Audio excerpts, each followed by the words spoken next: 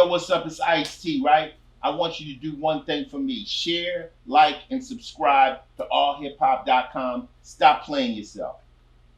What's going on, everybody? It's your man, Chuck Creekmur, a.k.a. Jigsaw, for allhiphop.com. Shout out to One World Studios. And we are here with two of my favorite MCs. This is a real treat.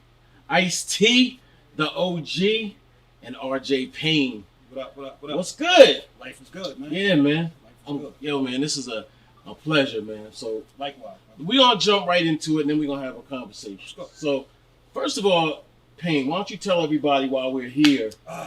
Okay, so I got a new project on the way, man. If Cocaine Could Talk Volume 7. Mm-hmm. This is the cap off my most successful projects to date. Right.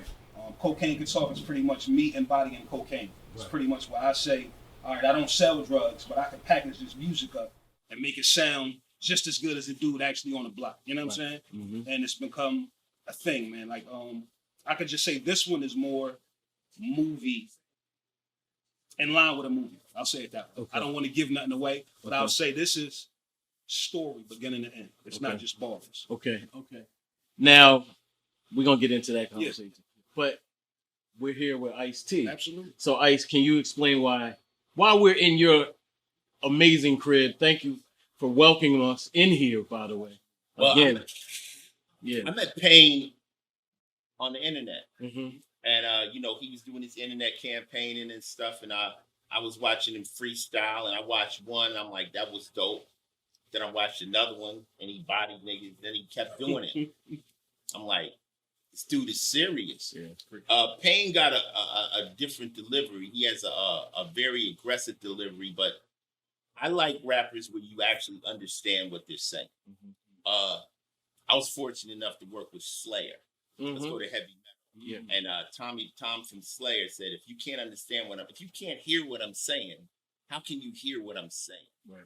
So with my rap, it's always been about diction. It's always been about, I'm not wasting words. Chuck D said, I don't rhyme for the sake of rhythm. Mm-hmm. Like I'm singing something. So I was impressed with that part of his style. Mm-hmm.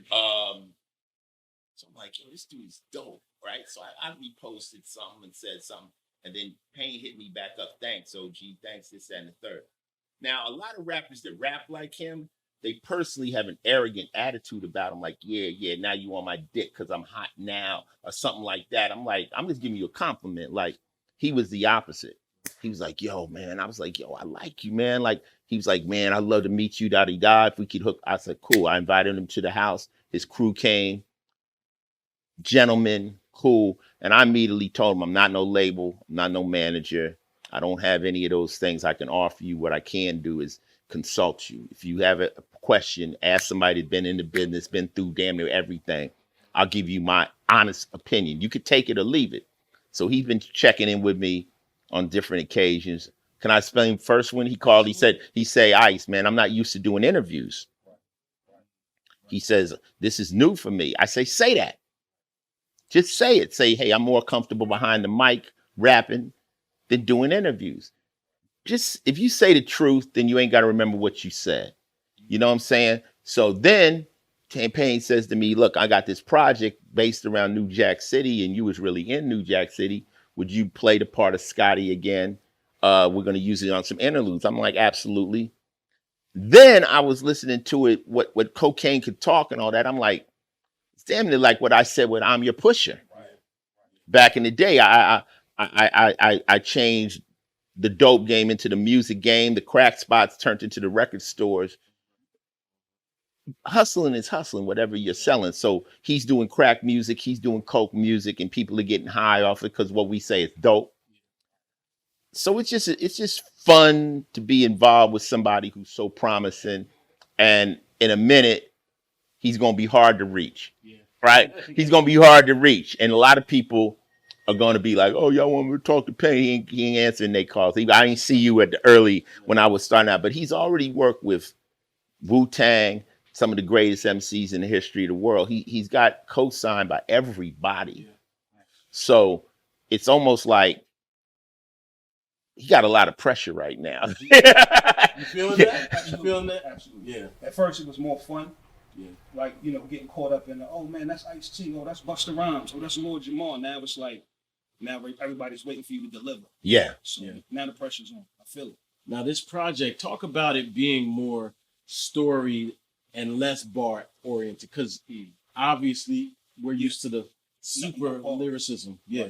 This is like me being a super movie fan, and I'm a super fan of New Jack City. Like I used to watch that movie still to this day. I can literally just watch it and then just have it on in the background watching it again. So I always was like, what would happen if Nino didn't die? Right. And then I was watching the movie one day and I was like, yo, when Nino fell, nobody checked on him. Yeah. Nobody. And let me ran it by Ice. Let me cut him off right here. They were gonna do a New Jack City Part 2, and Nino didn't die. And I'm like, how the hell you come up with that? Now, in the New Jack City Part 2, he took the fall, and the New Jack City Part 2 would have started with him in the hospital on life support. And from what I understand, you know, we would be looking at him, you know, and then he flat lines, and then we go to turn, and bam, he grabbed me. And that would have been the beginning of the New Jack City. And they had a whole nother storyline. But the fact that Payne thought this up, I was like, yo, because you can't do New Jack City without Wesley Snipes. And also, there's been people that said they wanted to remake the movie, but I'm like, that was a command performance. Certain things are a command performance. Like, you can't redo Scarface. Right. You can't redo Tony Montana. You can't redo Nino Brown, even though he kind of looks like Nino Brown. So yeah, he figured that out. He can't. That was his idea, and I didn't tell him that. Yeah. So what got you started on this? First of all, the series, and secondly, the New Jack City sort of thread that started. When I first was making the music, like making my rounds, I would notice people was like, yo, your music is dope, but you need something to get everybody involved. Okay. And I knew I don't sing, I don't dance. Yeah. But I said, what I can do is I can paint a picture as well as anybody. Yeah. I was like, all right, I'm not on the block. Clearly, I'm not doing what I used to do, but I know a lot about it from seeing it. You know what I'm saying? And I was just like, I can put that into music. And next thing I know, Ricky Bell from New Edition, he randomly bought the album. Him and his wife bought, I think, like Cocaine Could Talk. Right off your website. Right off my website. Wow. And that started a trend of just people like, oh, that's you? Yeah. Oh, you're only selling it on your website? And it grew from there. That's and crazy. 4 was my most popular one, and it had, as a coincidence, Nino Brown on the cover. Right. So when I hooked up with the OG, I was like, yo, I already did this. Yeah. Why not capitalize on the movie? Then he puts me out like yeah. So I'm like, you want me to play a cop? I've been playing a cop. But you know what? When I did New Jack City, that was the biggest leap of faith ever, because that was the same year I dropped the OG album. So I got the original Gangster album. And see, I mean, it's hard to explain the rap terrain, but now with so many different groups, where you got Dipset, you got Locks, you got all this kind of stuff. Back then, there was only a few people doing it like that. You know, just the violence and the aggression. You got Mobb Deep. You got certain people. So it had a big, OG had a big impact. It was like, oh shit. And niggas didn't even know what OG meant. You know, so, you know, when I did the cover of me standing in a tux, and, you know, like what I was really trying to say is same nigga. Like whether I'm in prison or you see me looking real cool on, you know, like I'm about to go play tennis, same nigga. Don't get it twisted what I look like.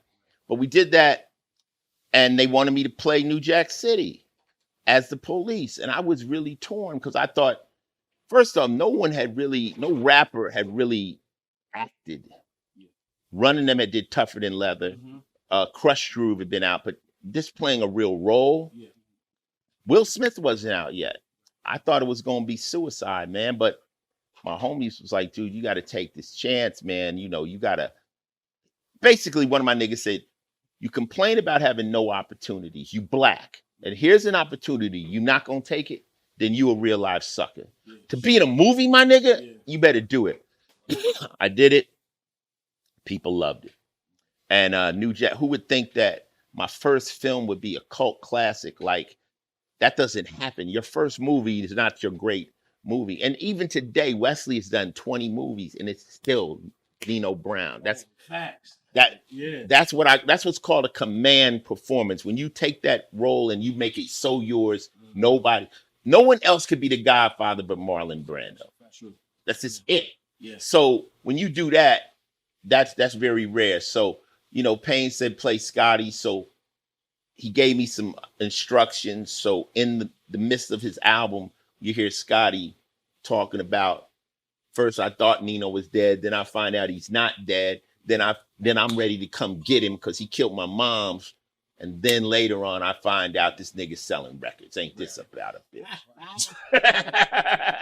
So I can't really just murk him, you know what I'm saying? But I know he's going to go left at some point. So he weaves this into the story, and it's something to see, man. So the end of New Jack City, it's Nino's a little, he starts pointing fingers a little bit. Absolutely. How do you I mean, without even having to attack that part of him, telling on people, I really just wanted to focus on the art. Okay. You know what I'm saying? This is not to be taken literal. Right. This is literally like, yo, if you a fan of the movie, what would happen if Nino didn't die? Yeah. Right. But you know how fans are. You know how fans are. Absolutely. Yeah. Because I fell out with a friend on Twitter over New Jack City. You serious? She was like, "Yeah, it doesn't hold up over time." I was like, "What?" How old is she? She's 40 something. I mean, you had to actually, even though Payne ain't even old enough, you had to actually be there in that moment with Teddy Riley and Troop and all that. And that's another reason I don't think they can remake it. And I'm not hating.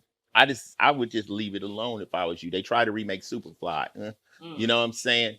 It's like, how you gonna outdo Ron motherfucking O'Neal? You know what I'm saying? Priest.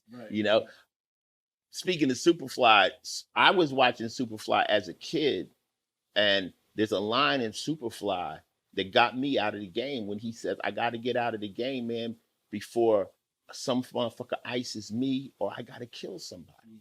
And I know what that feeling is like. It's not when you're afraid of the hood, but you're afraid of what the hood will make you do.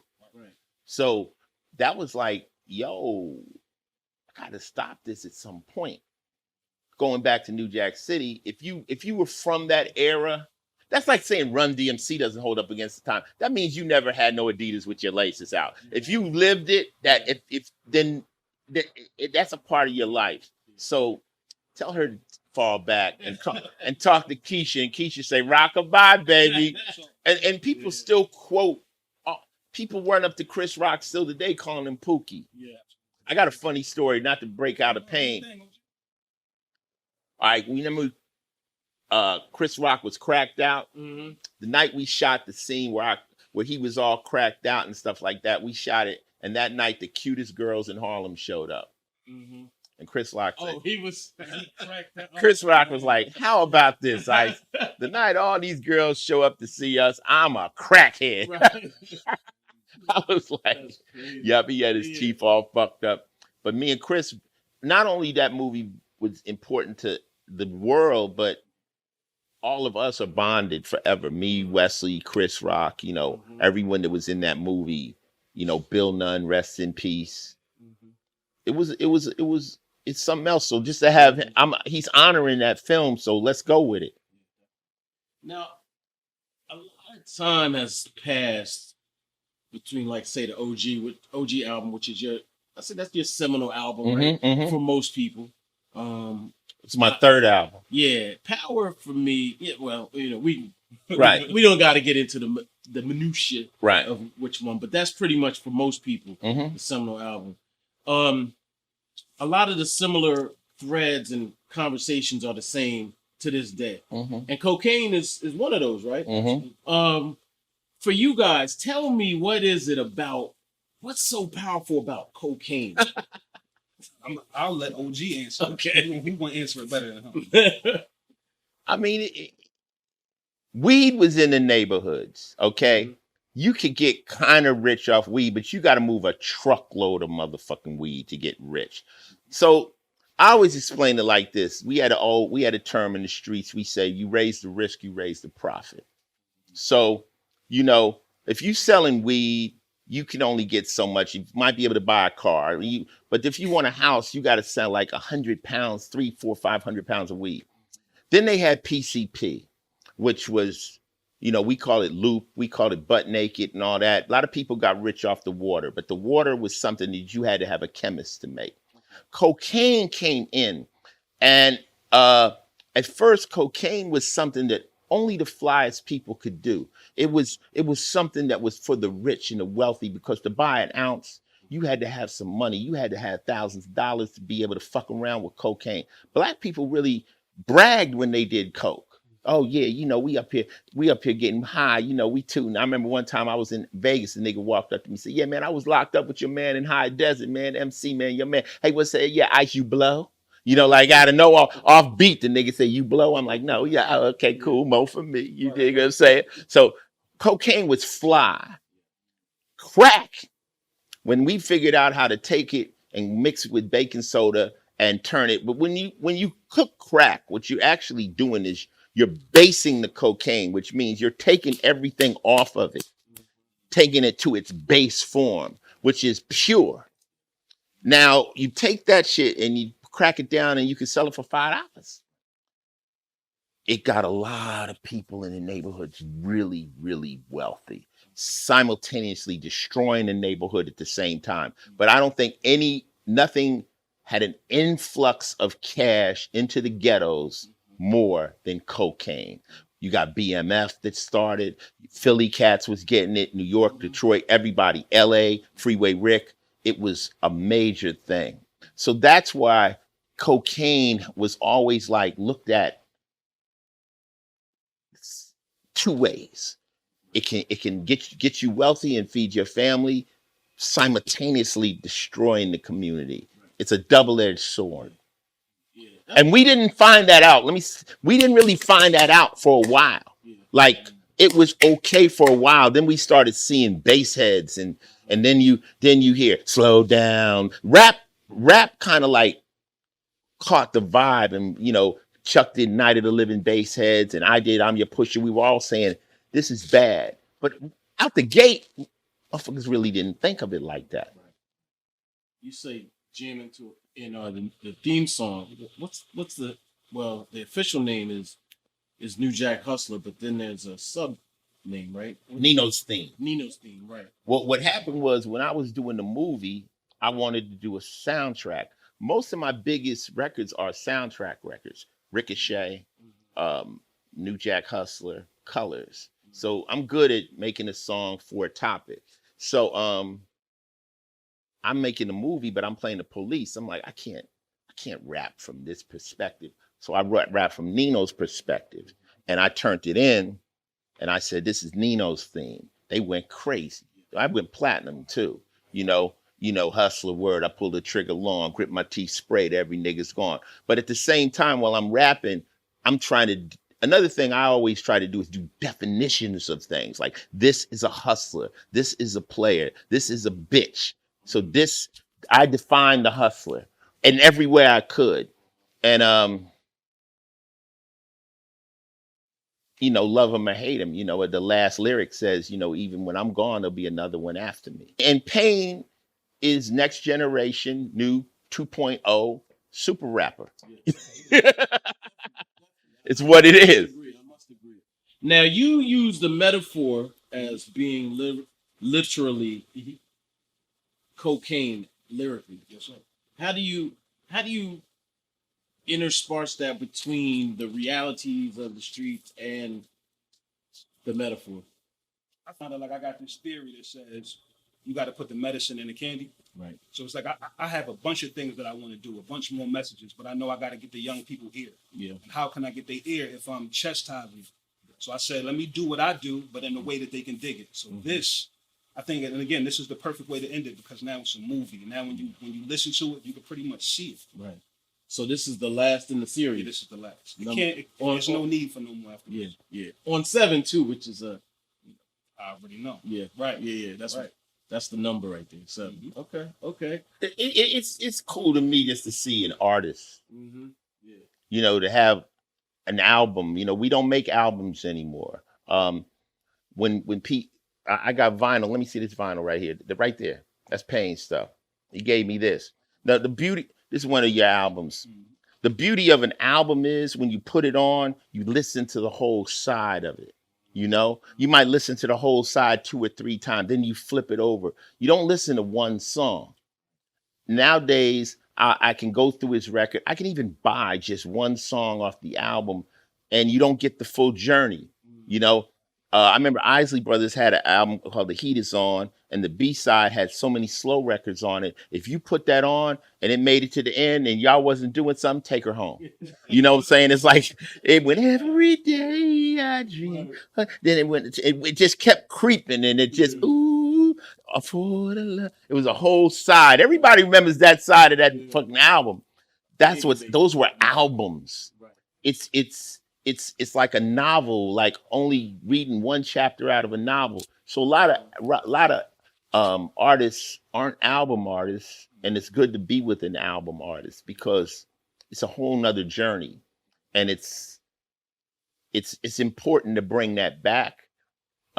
You know, you used to buy the album, and while you're reading the liner notes, and I'm looking at the engineer's name, what studio they did it in. It all mattered. Special Thanks was big.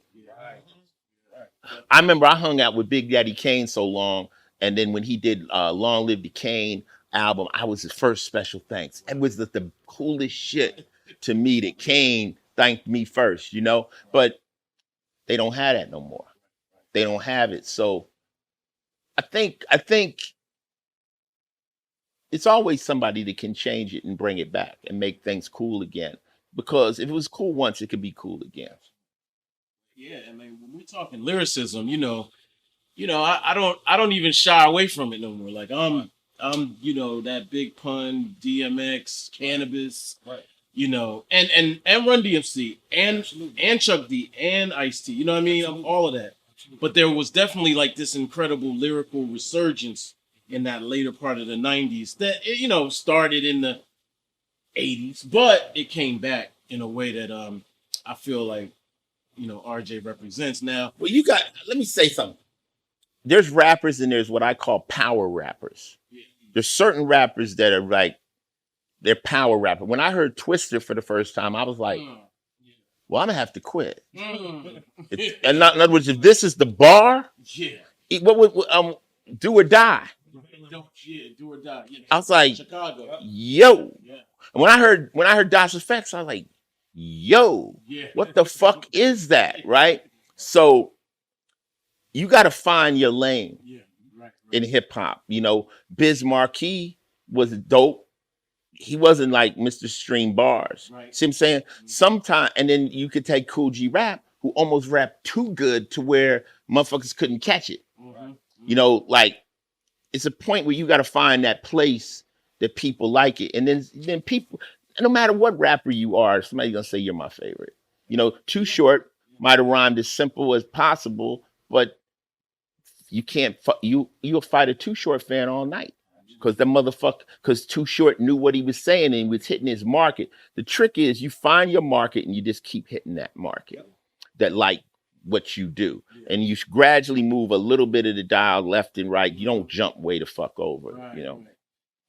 That's the challenge you have right now, right? It is. Because I'm going to keep it real with you. I've been listening. So when I first started listening to you and when we did our first interview, I had only gotten to If Cocaine Could Talk 4. I had no clue that there was like more to it. Right. Like Spotify.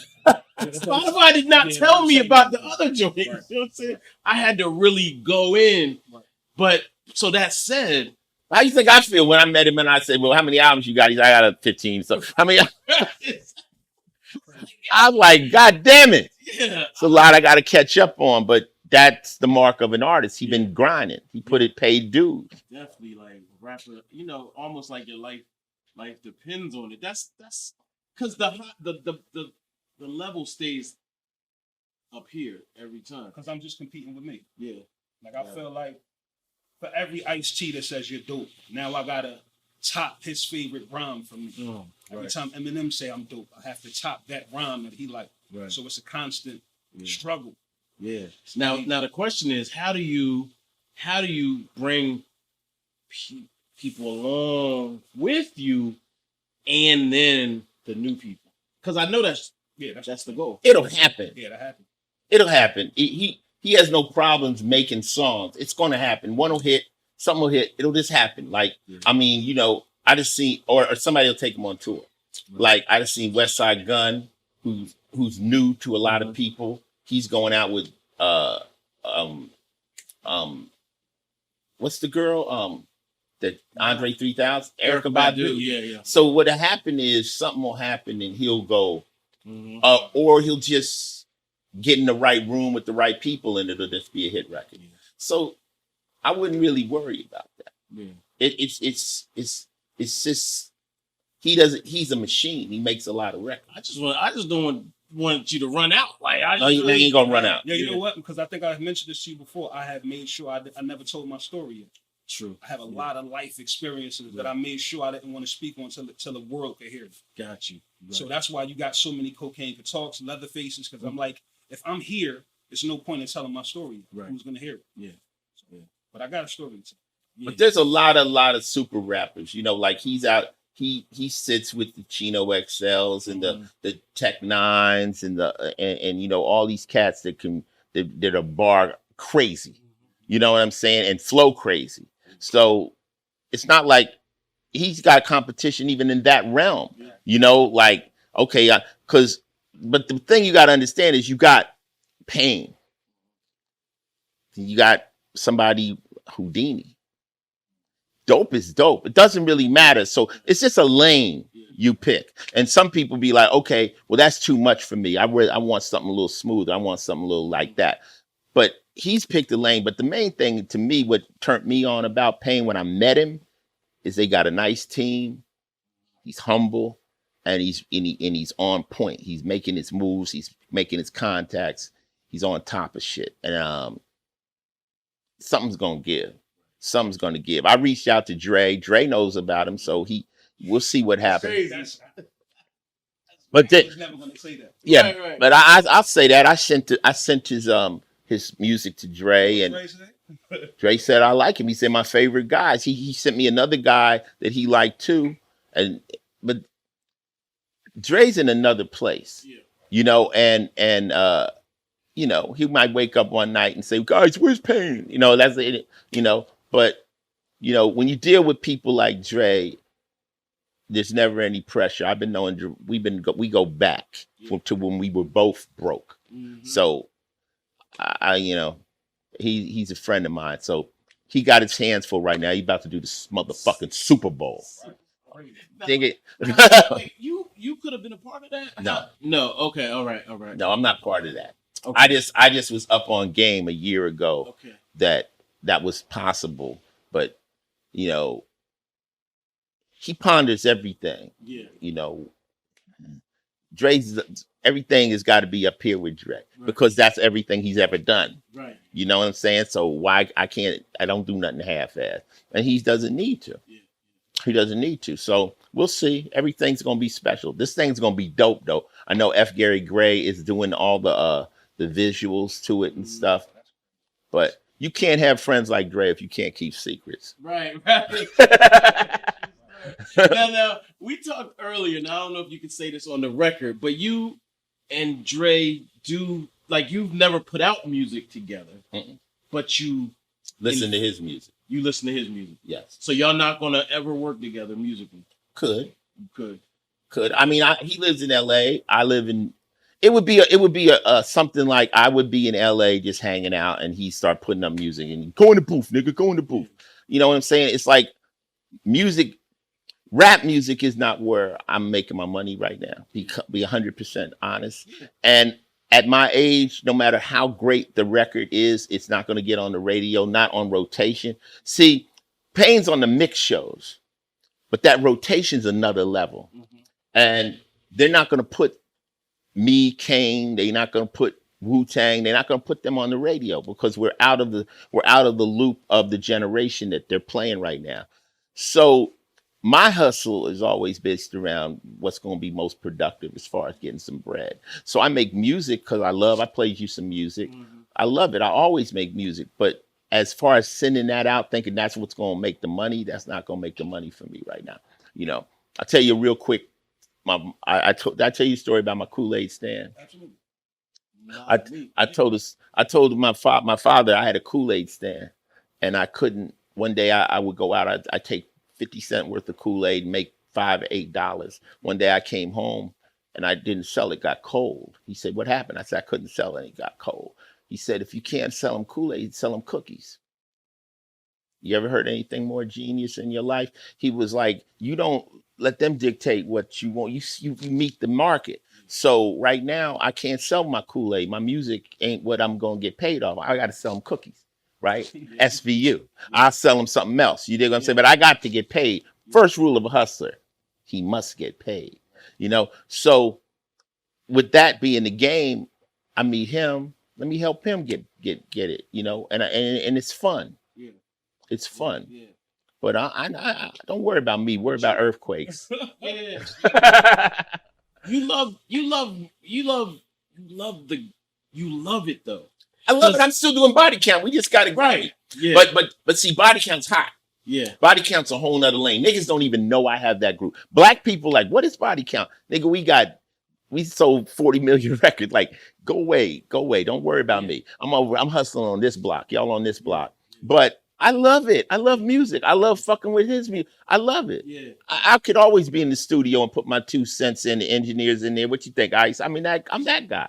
But I don't need to be the star no more. People from my generation, we were on every magazine. Like me and LL, we dominated the magazines. Yeah. For how long? 5, 6, 10 years. It's time for Drake. Yeah. It's time for the new cats. What do we think? We should still be? No. Let it pass on. And all the people from my generation that made a mark are doing great. Yeah. Right. Cube got a motherfucking basketball league. Yeah. You know what I'm saying? Like, you know, Dre's not hungry. Everybody, Jay-Z, look at all the people.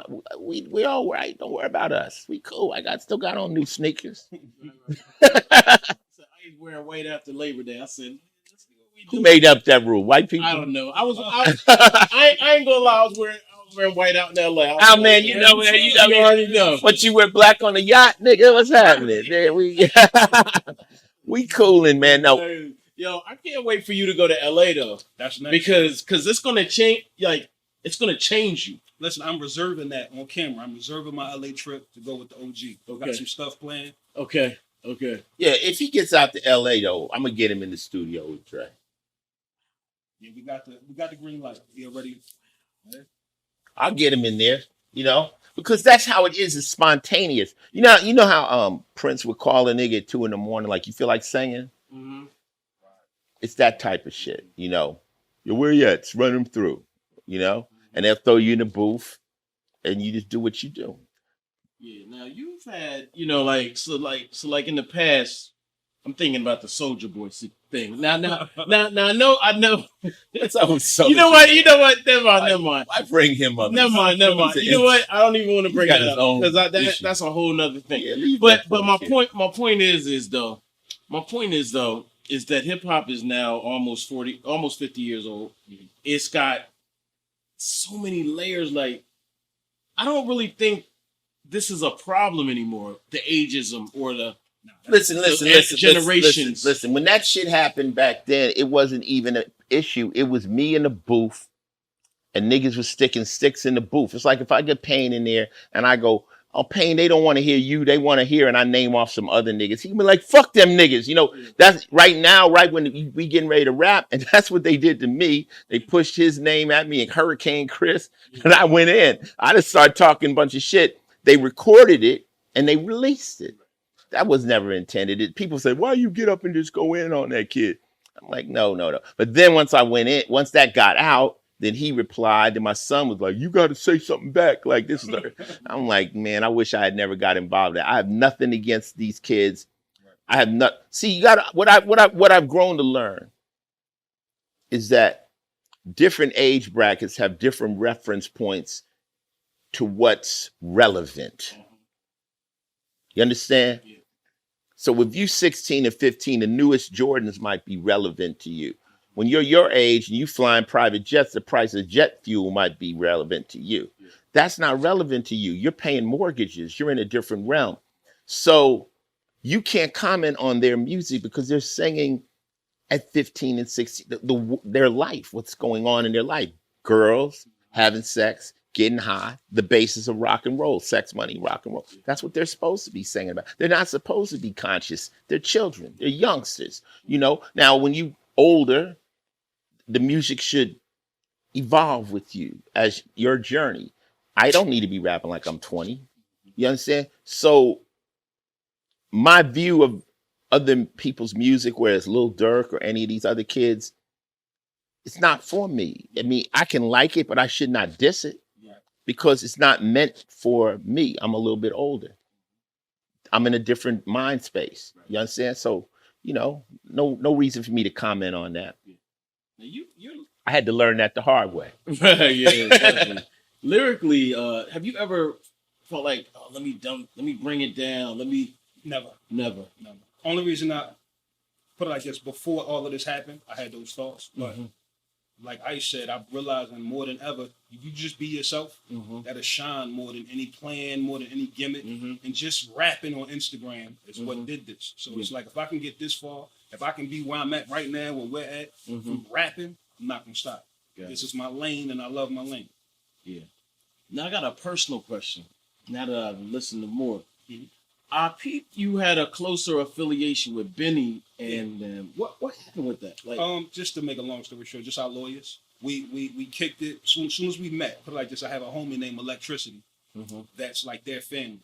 Me and him hooked up. I had no clue that they had a close relation. Okay. I would just kind of see him throw up their videos. Make a long story short, he was like, "Yo, I do co-management for them guys." Okay. I'm like, "Word, I didn't know." He was like, "Yo, you would sound great with them." Yeah. He hooked us up one day. Benny heard my music. He posted on Instagram. Me and my manager and my team, we went and met him.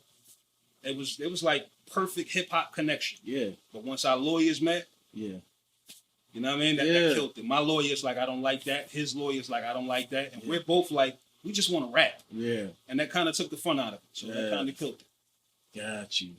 Well, I'm glad you told me that. I had a whole thing in my head. I created a whole story. Right. Nah, bro, literally, and you know who my lawyer is? Tracy Lee. I don't know if people familiar. Tracy Lee? Yeah, Tracy Lee. Oh man, that's big bro. Right. I'm gonna see him next week. Now speaking on the whole Griselda thing, people were getting at me early, like you need to listen to them. Because, they're like, Ice, you disillusioned with hip hop. Listen to Benny and them. Listen to them. I'm like, where they from? They from Buffalo. The Machine and all them cats. I'm like, oh, they got bars. And they talking that shit. So I like them. But and they got a movement and they're doing it the way rappers do. They're clicked up so that they can tour together. And they're not on the radio, Well, that's just part of what underground is. You find a fan base and you just keep hitting that fan base. One of the guys from Bon Jovi was talking about it on it. He said the trick is you build your tribe and you just keep building the same. You just keep hitting them over and over and over, and they'll pull it in. Sometimes you'll lose a few, but then you keep building them, and that's the key. Just keep hitting the same target. So, what about this project? When's the date for it to drop? How is it dropping even? It's going to drop directly on my website, Yeah. just like I do all my projects. It'll go to streaming maybe a week later. But I'm going to keep the tradition of anything I drop, I need to get that bag first. I don't need nobody to get a cut that's coming home. So that's pretty much what we're working with. Nothing wrong with that. Yeah, Rock Marcy does the same thing. Yeah. Right. Yeah. So I say October 10th, October 20th, around there. We wanted the mastering to sound right. Yeah. And most importantly, the Ice-T is involved. So we just wanted to sound the way that my rhymes sound. Right. And I'm learning more than anything. My rhymes could be the dopest, but if the mastering and the mixing don't mirror what I rap like, it's a waste of time. Yeah. And nowadays, I mean, I remember Ice, he said, we talked about streaming and how, even a pimp can't break a penny or what was it? No, I said that on streaming you get 0.007 cents right per stream of a penny. And I said, pimp can't even break down a motherfucking penny. Like they done figured a way to break a penny down. But when you get these billions of streams, that's another generational thing. Because like when you're in the high school, college zone and you got that young audience, that's who listens to music over and over and over and over. My daughter can sit and watch the same movie over and over and over and over and over again. As people get older, they listen to it once, then they move. Yeah. They don't hit it like that. The hip hop audience, the power of the hip hop audience is 15 to 25. That's when it's where it's cooking. Yeah. Once you move out of 25, I mean, nowadays if cats is 30, they old. I mean, hip hop has, see, the problem with hip hop is, here's the problem. The first word's hip. And being hip more than 5 years is difficult. You see what I'm saying? So everything that was hip 5 years ago has changed. Yeah, it's hip. So we're caught into a zone where there's a short life expectancy. That's why I always tell people, you should applaud me. You want to have a long career where you can be in your 50s and 60s or whatever and still make music. You could do it in jazz. You could do it in rock. You could do it in classical. Why does hip hop have to have a cutoff date? You're kind of shooting yourself in the foot. Absolutely. The game, and not to single him out, but he had a lyric for somebody back in the day. You 30 something and you still rap. Yeah, they all learn to eat those words. That was a thing, but for me, you got to understand, I literally had more success than I ever imagined starting at 35. Right. And at 35, like he said, you're supposed to be over. Yeah. Right. But my 35 just started. So I think, like you said, it's changing to now where if people like what you're doing, it don't matter if you're 50. Yeah. They're going to buy it and they're going to tune in. I got to agree with you. Especially now, we looking at Nas, looking at Jay, looking at Ice-T even. I mean, Chuck D is 60 and up. You know what I mean? It shouldn't. I mean, I understand that it should matter if your little daughter is looking at these guys as somebody they want to be with. I get that. But as far as the music, you know, jazz players play forever. And it's some. I've always watched. I love watching older cats and they get up there and they can still sing. And when people watch us perform or watch LL perform, they like, yo, you still ripping it. If you ever had it, you don't really lose it. You know what I'm saying? Your voice still sounds the same. And, you know, it just matters of where you're trying to take it. You know, you have to be careful, though. Like, as a rapper, like, I know how I rap. I got to be careful hanging around Payne and not try to turn into him. Like, you know, like that's not what I do, you know, but you can get sucked into somebody else's vibe if you're not careful. Yeah, I've seen that happen, especially in the early 90s. I ain't gonna name names. Every nigga came to me sound like DMX. Niggas like, yeah, I'm ready to go, man. Look, I'm new. I'm like, yo, nigga, you sound just like DMX. You sound like somebody else. So influence is heavy. Yeah. Influence is heavy. I'm like, you got to rap in your own voice, man. Come on with that, you know. So, how many MCs have turned you down? Have said, "Nah, I'm good." Like working together. I can't. Yeah. I think the only MC that told me we're not working together right now was Redman. Yeah. And he told me on some real big brother. He said, "Look, man, you gonna make me rap and sweat and all of that shit." He said, "I'm not doing that with you, Payne." Yeah. And then turned around a year later, randomly sent me a text like, "Yo, send me a beat." And that's how you got him on Leatherface. Yeah. So I just realized when it come to more of the legends, Ice-T, Redman, let them decide to work with you. Yeah. And it'll work out a lot better. Yeah, definitely. All right, man. Any final words that you guys want to give us on If Cocaine Could Talk parts? Get fucking ready. It's on the way. Get ready. Narrated by Ice-T. Nino Brown Is Not Dead. Featuring my man Jojo Pellegrino. Featuring Ali Vegas. Produced totally by my man P.A. Dre. Yeah. That's all I can tell you, man. And get ready for something different. This is a different experience, you know. This is something you're gonna sit down and listen to. Get you some Cavassier, right. Kick back. You know what I'm saying? Get you know, lean back and then just let it. This sound like Henny music. It is, and it's not gonna be a project where you can go get the single. Yeah. Because you have to listen to it right from beginning to end. Because if you listen to the 7th song based on who's featured on it, you're not gonna get it. But you might want to hit the pause button and rewind because you're going to hear some stuff. Wait, but what did that nigga just say? Hold up. It's going to be some fly shit put in there. That's what's up. Yo, thank you so much. Appreciate y'all. Anytime. salute. And Thanks for giving them this platform, Chuck. Of course, man. You know me. I live and die for the hip hop. That's You know right. what I mean? You are all hip hop. Yeah. For years. Yeah, definitely. And then we're gonna talk later about how you invented iTunes. Oh man, right. I heard that conversation. Yeah. Matter of fact, just briefly, talk about that clip you showed us, man, because that was visionary, which is hip hop too. Well, before I started Law and Order, I had a label in LA called Coroner Records. And I started the label just because I was one time out on the streets and I saw the coroners and and they had the windbreakers on and the shit looked so dope. I said, what about 20 niggas walking into a club with Coroner on their back? That's hard. So we named the label Coroner. And I was early in the MP3s. I knew what MP3s were going to be. That's what you guys are listening to music now. And I basically broke down what was going to happen with iTunes 2 to 4 years before iTunes came out. And I explained it exactly how it ended up happening. And I was trying to do it, but I didn't have the device. Apple had the ability to make the MP3 player built into the phones, and they opened up iTunes, and that was the end of it. But I was trying. A lot of times you'll have. iPod came before iTunes.